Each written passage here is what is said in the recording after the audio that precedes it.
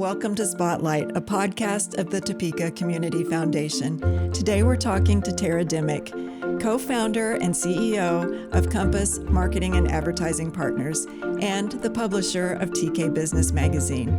We'll be talking about seed funds, community leadership, and philanthropy. So, Tara, this is going to be a fun conversation. We've worked together for years. We've covered lots of territory together.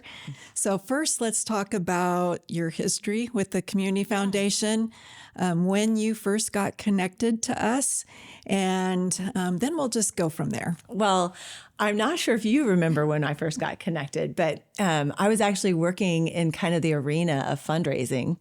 And I think we were in the middle of a feasibility study.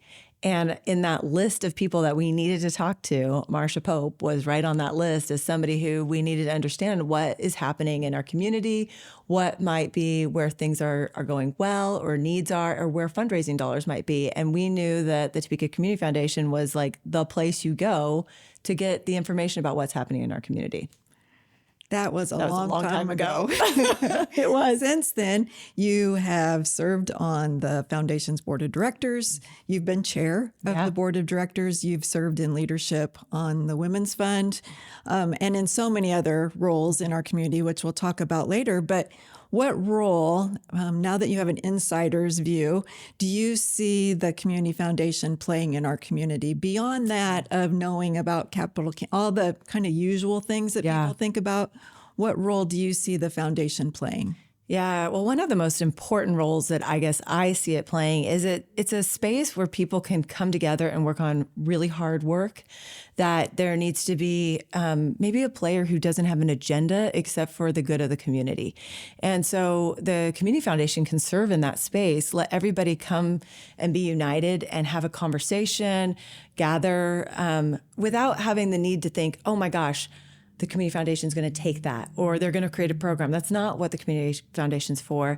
I also think, being in a space of experimentation and understanding that not everything's going to work, but we should try different things. I think that the Community Foundation has done this incredible job of raising that up and saying that we do need to help what's happening right now. Maybe give an apple or find that food or whatever clothing item needs to be taken care of. Like, we can provide those kinds of grants, but that we're more than that too. And we're looking at what systems and processes and people and organizations maybe need to collaborate so that something bigger can happen.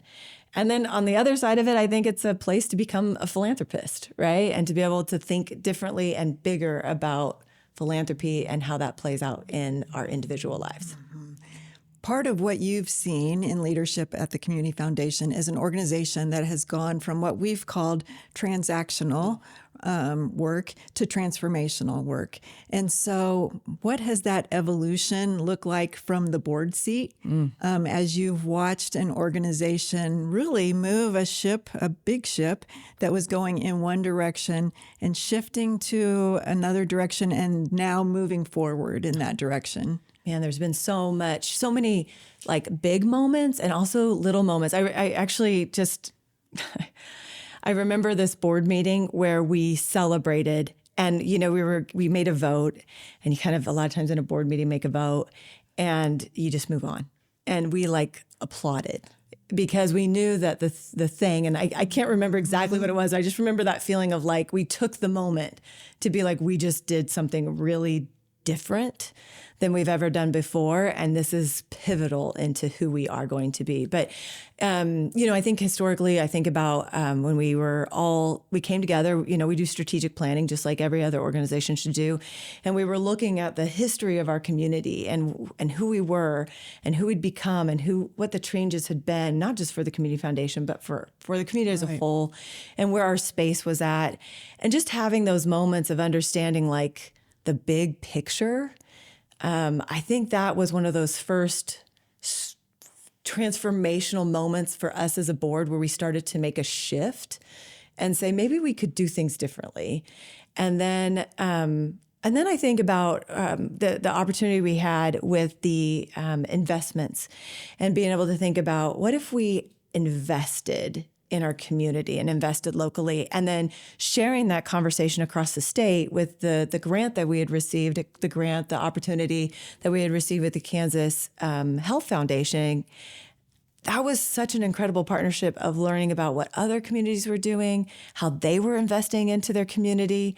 And it just, again, opened our eyes to like, we could be something different while being who we are at our core. And that was exciting to me. So those moments of these like little but giant shifts that were happening. That's a great way to describe it. Yeah. That's exactly what happened. Yeah. So you said earlier about a place for philanthropy, and you and your family have some personal philanthropy. We have a relationship with you and your family through your fund. In 2017, you and your family started the first seed fund at the Community Foundation. So what's the how and the why of the Dimick Family Fund? Well, it's deep and wide, right? Like I think about it and sometimes it's just like, well, we needed to do something, but it was really important to me personally. I really wanted to be able to do things bigger and have more of an impact in the world. And I saw what we were giving to, which was a lot of different things for a little bit of money. And so it might be $100 here or $25 here or $5 here or $50 here. And I didn't even know where it was going. And I really wanted it to be more impactful. And I wanted my kids to be able to be a part of it. And so Braden and I, we spent time talking about like, well, could we do this? We, at the time in 2017, well, it doesn't feel that long ago. It is. And, my oldest daughter, I think, was around 11 or 12. My youngest would have been 1 or 2.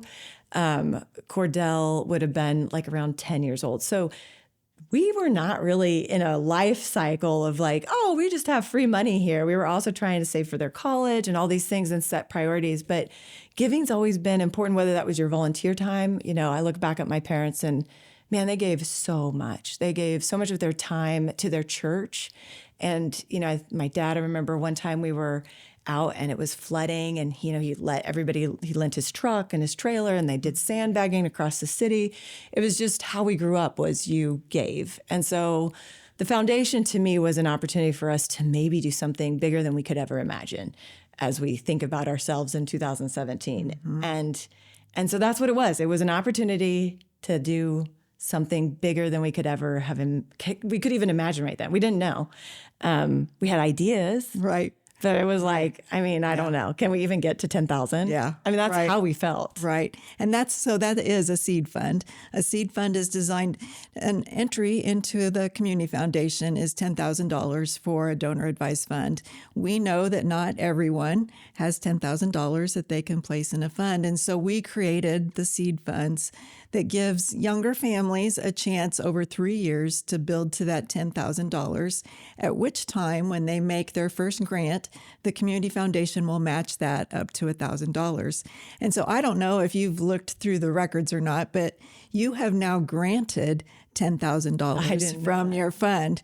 So knowing that, what does that mean to you? Yeah. Knowing that, in 2017, you worked your way up to that. Now you have granted that much and your fund is still growing at the Community Foundation. It's really exciting because it's kind of, it's not kind of, it's very motivating to grow that fund. It's very exciting. It's at $54,000. Like that's incredible. And the things we've given to, we haven't just given a little bit. We've really, the Women's Fund, we really wanted to be a legacy circle. So I get to be a legacy. So I'm not having to try to come up with that. we just get to do it. And that's really exciting to be able to have that money in a place that we could do that with. And then we had the opportunity to support an organization we really cared about. And again, Braden was like, I really want to give. And I said, well, let's give 1,000. And sometimes I think about it, I'm like, it's not that much money, but we would have given 100 before. Mm-hmm. And now we just get to say 1,000. We got to give to I don't know if you want me to share all my giving, but it's very exciting to me. We got to be like, and we didn't care about the level. We just wanted to give to the middle school, the new middle school. We wanted to be a part of the parent-teacher organization, being able to be thriving and get started on the right foot. So we gave money there as much as we could. And then we gave to Steve Anson at Washburn University, the baseball coach, was who passed away, was Braden's baseball coach. And so we were able to donate to that fund. So just to be a part of those things felt really special to us. And thinking back to 2017, the conversations with your family, talking to your children about this, what were those conversations like? Yeah, so they actually have money in the fund. They put their own dollars into it. We were doing, had a canister for spending and saving, and spending, saving, giving.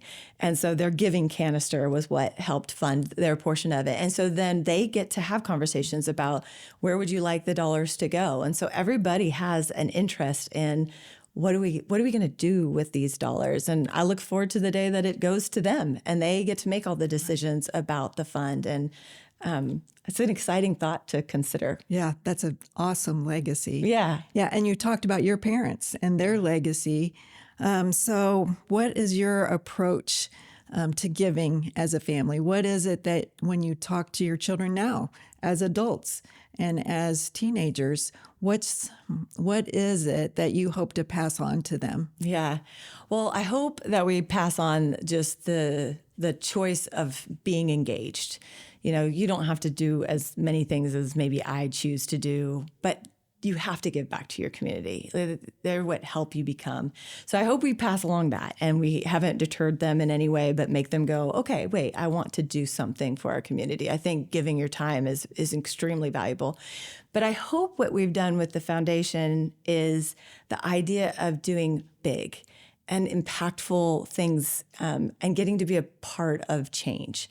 It's silly, but one of the moments in my life when I needed something the most was when I was pregnant with Cordell and I was pushing Hope in like a stroller, and there was this park that was just a little ways away, and I could get there in my big old belly, and I was able to have something for Hope to do while we got through those moments that were pretty hard and stressful. Braden was working all the time.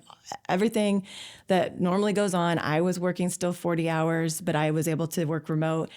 Those moments at the park were like salvation for me. Like they were so wonderful and such a blessed moment for me that I've always been like, wouldn't it be cool if we could give that? And so I feel like what we're maybe sharing is the idea that you can do something big even if maybe we don't have a ton of money or we don't have what we maybe in our minds think is enough.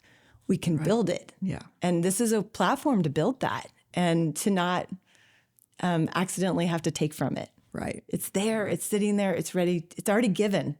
So now we got to go do really cool things with it. Yeah. You talked about giving your time. You, of all people, are an expert on that and can talk about that. You came to Topeka as a student. You're not from Topeka originally.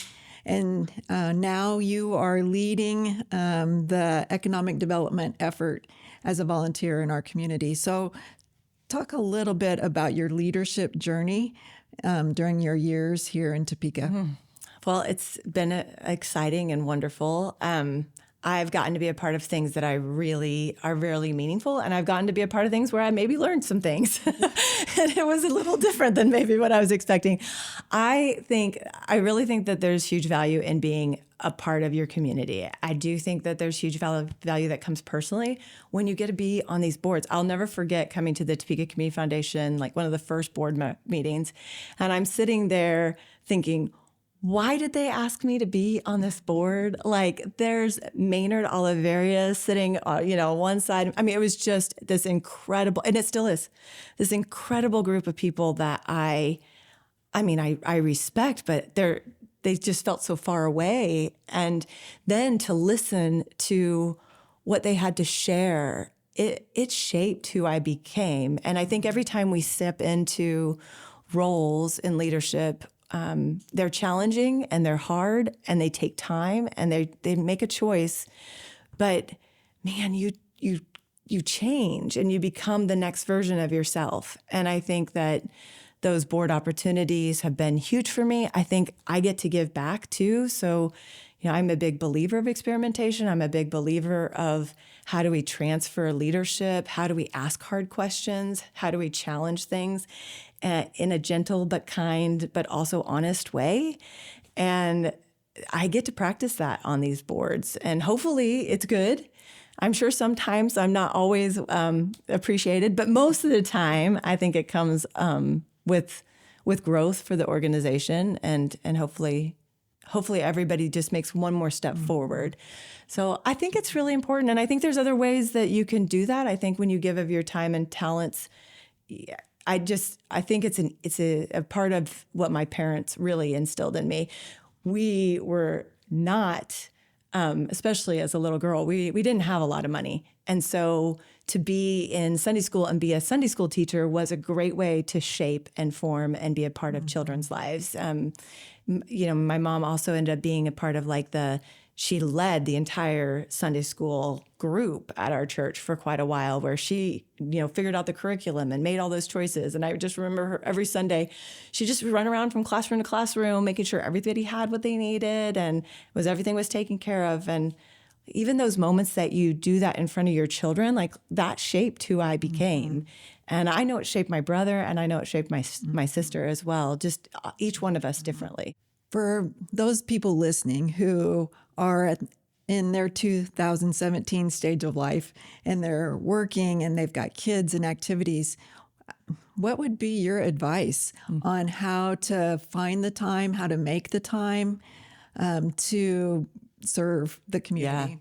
Well, I know that, when I think back of some of the most big things that I did that really shaped who I was, it was school board. It was coaching my daughter's softball team. Those girls, I made change in their life. That mattered so much. Those are the best memories. So maybe it just looks like what it looks like for you right now. And it doesn't need to be, I'm going to go serve on 5 boards, or I'm going to serve on 2 or 3. Maybe it's you're coaching your kids' basketball or volleyball or whatever sport they're into, and you are feeding all that positivity and all that care and love into those kids, and you're changing who they become because somebody great was in their life. But I also believe there's got to be one place you could grow or want to be a part of or want to help. And if you could find one place, that's that opportunity to lean in. I do think it's important that it's something you care about. I've served on boards that I care about, but they didn't have my heart. And it was hard work to be a part of that. And I'm not one who half does anything. So it was hard to use my time in that way. But man, if I was a part of the Topeka Independent Business Association, and having a lot of special memories right now. Ken Daniel passed away, and he was the founder of TIBA and the Topeka Independent Business Association. Man, that was so important to me. That made me feel like I had a place. I had other people who I also felt were as crazy as I was to be a business owner, and we could relate to each other. We could talk about healthcare. We could talk about employees. We could talk about late nights, and no one looked at us like we were crazy. Mm-hmm. And it was wonderful. It was such an important part of my early years of finding a space that accepted me.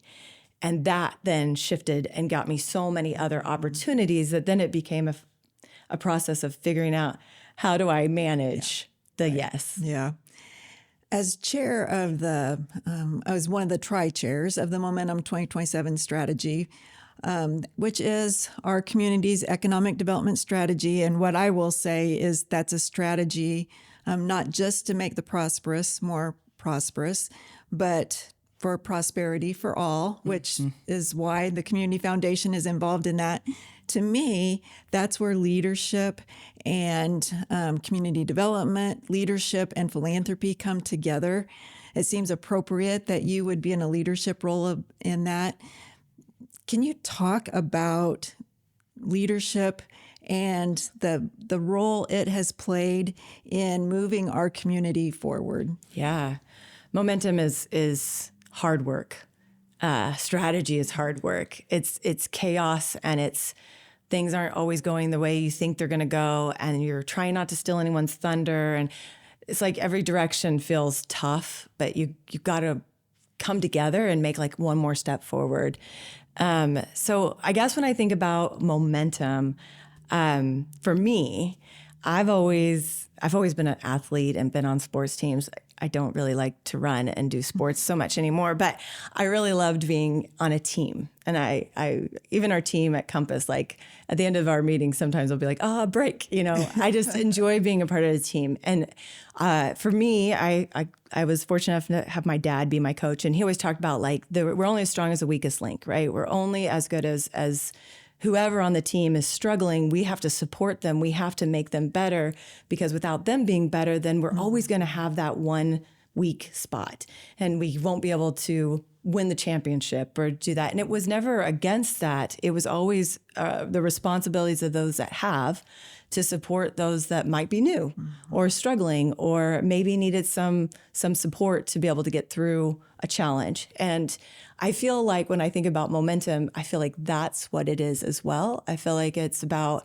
understanding that we all have to prosper forward together, because if we continue to prosper where those that have keep having and those that don't just have less, then we're always going to see this massive divide happen. And so it's built in what I think both of us are very proud of, to work towards a great place for all of us to belong. But it's really hard work. Right. And it's also hard work to see. And so, while we aren't really a big fan of trying to drive I-70 right now, and it's going to get worse for, a while, it's going to make great things happen. And that's sometimes you have to get through the tough stuff to make really great things happen on the other side of it. Right. The Women's Fund, of which you have had leadership with at the Topeka Community Foundation, it's a collective giving circle based on the idea that you can do great things with your $25 and I can do great things with mine, but together we can do more with our 50. As leadership in the Women's Fund, more than $600,000 has been granted to local organizations impacting programs for women and girls. Why is it that you would, of all the opportunities you have in our community to give your time and talent and treasure, what is it about the Women's Fund that makes you say, yes, I will devote my time and my leadership to taking this organization to the next level? Yeah, the Women's Fund is a really great organization. I think like many women who are a part of it or even on the sidelines of it, I really was around it, but didn't know about it until I knew about it. And then it was like, once I was brought in, it's just such a powerful, it's more than just about what we grant to. That's cool and that's great. And I love being a part of that. But it's also this large group of women coming together to share their vision of philanthropy, their love of the future and what they want to be, a community together, all working towards something. That part is amazing. And I think that's why I wanted to take a leadership role. The women that founded that organization are just incredible women that I adore, because I've been blessed to get to know so many of them, but that I also, I guess I just want to honor what they created. And so for us to take it to another level, I felt like it was really important to create the legacy.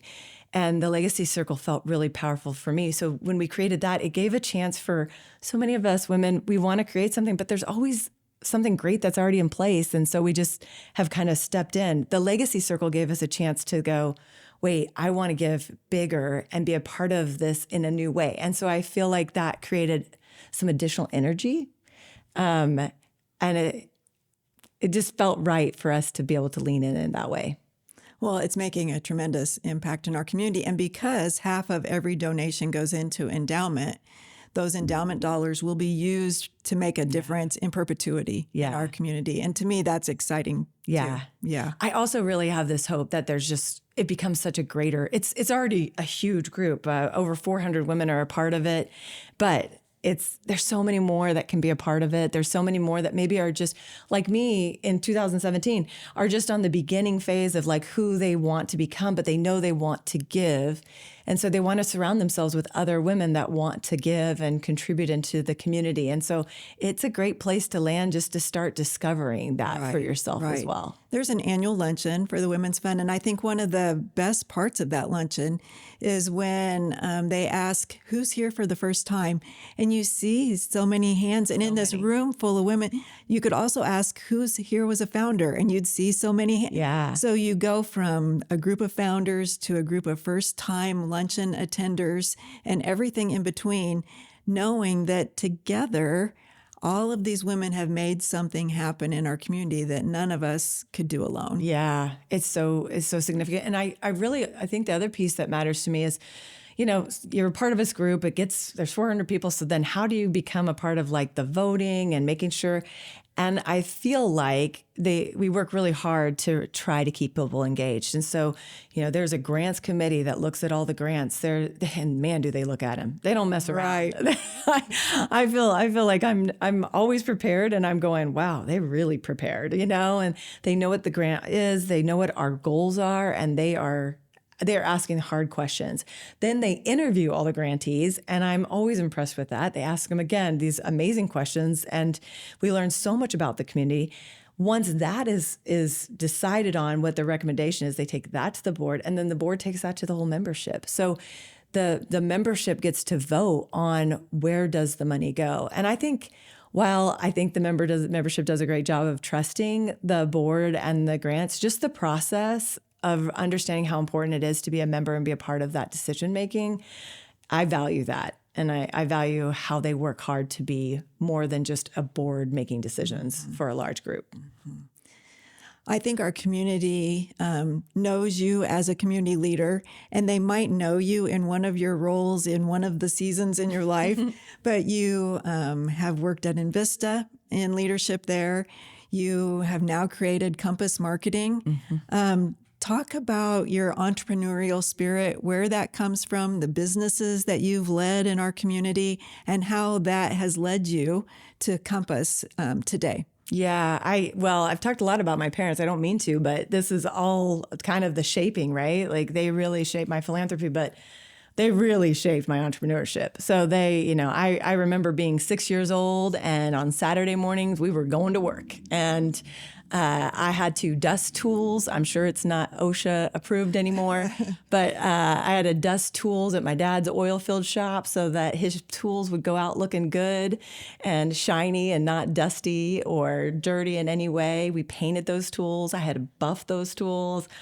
We had a good relationship, me and those tools. But I learned, what I really learned was my dad loved his people. My dad,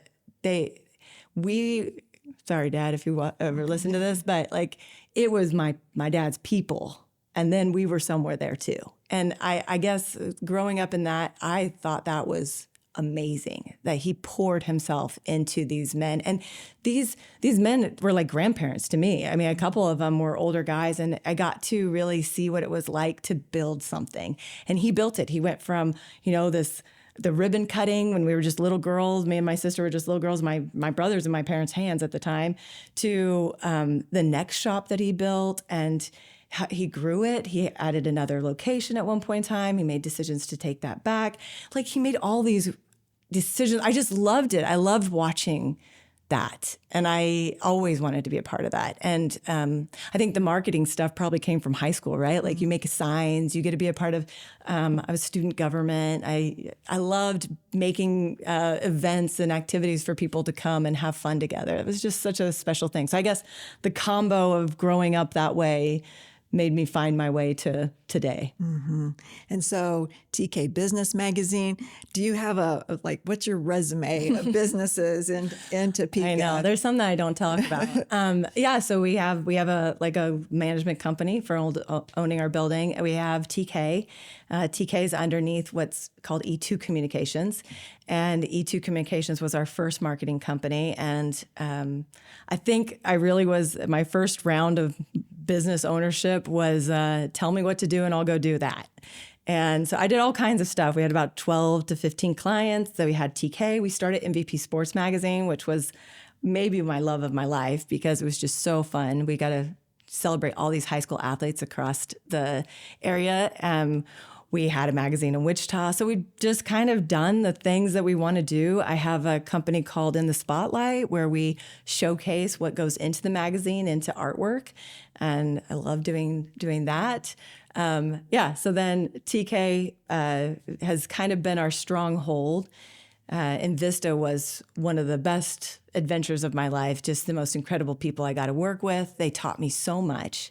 And I think that's what led to this one. And this was an opportunity to say, okay, I love being an entrepreneur. I want to give it another shot. I want to, in this bigger moment, I really see a need in our community that has a gap where you go from what is the strategy to how do we make the brand align with that to how do we get out the door and make sure people know who we are. And I was starting to see marketing companies become more niche, which is really important and a great strategy, but it wasn't what I needed as somebody over at Invista saying, I really need us to make progress faster. And so we built Compass as a way to be that whole service agency. I think we more look like a attachment to a lot of the organizations we work with where we just come on and we get to be their marketing department. And I have the most incredible team. Caring about people deeply is not that I didn't do it the first time. I just didn't understand it, right? And having the best people work with you so that every day you get up and you're like, man, I can't wait to see. I can't wait to talk to. I think that all the time about this team. I get to hang out with the coolest, smartest people. That's what my days are like. That's pretty cool. Thank you for sharing your story and for encouraging others to take their first step, whether it's in community service or in philanthropy. You are an inspiration to our community and to your teammates, to the people in your neighborhood. And thank you. We're very proud to have you as a board member at the Topeka Community Foundation. Thank you. At the Topeka Community Foundation, we work to make charitable dreams come true, and maybe that's by starting a seed fund. If you're interested in more information about how you can get involved with the Community Foundation, feel free to visit our website at www.topekacommunityfoundation.org or call us at 785-272-4804.